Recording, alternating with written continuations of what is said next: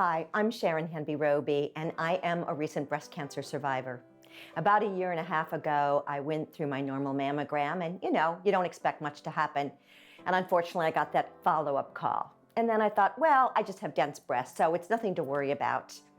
Well, it was something to worry about. And whenever you're diagnosed with cancer, whenever you hear that big word C, I think the first thing you think about is the big word D, and it's really scary.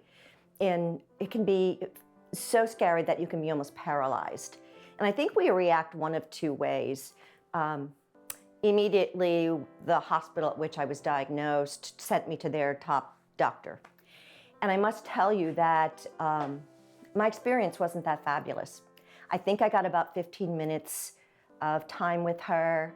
I felt as though she was talking at me and not to me, and didn't give me any options.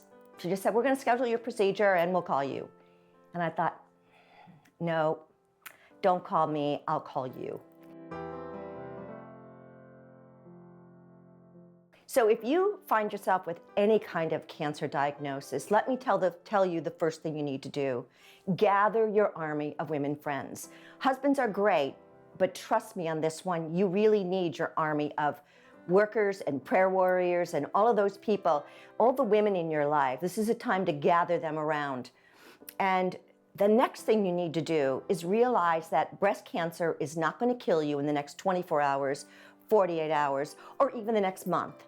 So you have time. So take a breath and get second opinions. Start your network of asking around. I was so fortunate. I had two women from completely different arenas of my life give me the same person's name. One was the hospital chaplain from my church who gave me the name of Dr. Beth Dupree, and the other was a colleague of mine. They don't know each other. They're from completely different parts of my world, but they both gave me Beth Dupree's name. So I felt really good about that at that point to begin with. Then I met the lady. Oh my gosh. I must tell you, I feel like such a blessed person. She spent 2 hours with me that first appointment, compared to the 15 minutes of barely getting a conversation before. She drew pictures and wrote all of my options out for me. And she was even willing to sit and pray for me and with me. So it was a completely different kind of experience. Once I finished meeting with her, I said, oh my gosh, now I have no idea what to do. And she said, you know what? You're going to take your time and you're going to go over everything we've done and you're going to talk to your family and friends. And once you make a decision, you will not look back.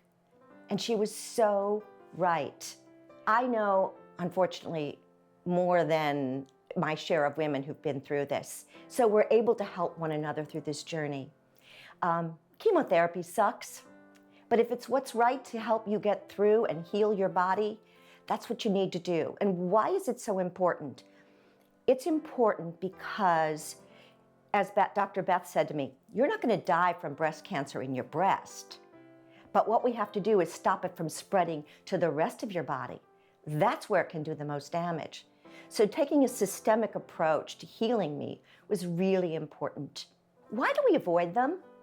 That was one of the questions I'm asked. Like, what is wrong with you? Are you crazy? I mean, one year I'm fine and the next year I have cancer. This is scary stuff. You don't mess with it.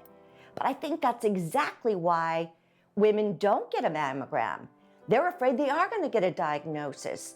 And that's such a disservice to themselves. I mean, ultimately, the earlier you catch it, the better your chances are. And there's so much in terms of technology available to help you. Don't be silly. Get that mammogram and make sure your sisters and your mothers and your grandmothers and everybody else you know in your family is doing it too. Heck, set up all your appointments at the same time and then go out for tea afterwards. Make it a celebration of caring for yourself. We can do this together.